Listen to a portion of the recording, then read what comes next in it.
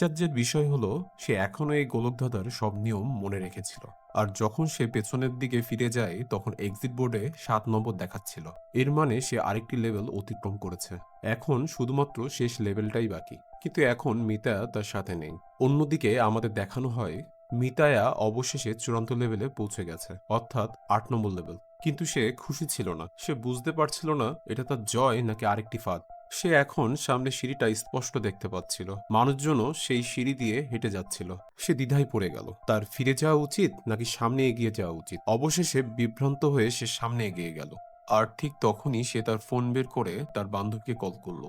এবার তার ফোনে সিগন্যাল চলে এসেছে, মানে সে বুঝতে পারলো সে হয়তো আবার বাস্তব জগতে ফিরে এসেছে। অবশেষে সে এই গোলকধাঁধা থেকে মুক্তি পেয়ে গেছে। যখন তার বান্ধবী ফোন ধরে, মিতা ধীরে ধীরে বলে, আমি এই দায়িত্ব নিতে প্রস্তুত। এই মুহূর্তে মিতা বুঝতে পারে সে বাবা হওয়ার জন্য প্রস্তুত। সে অবশেষে মুক্তি পেয়েছে। কিন্তু ঠিক তখন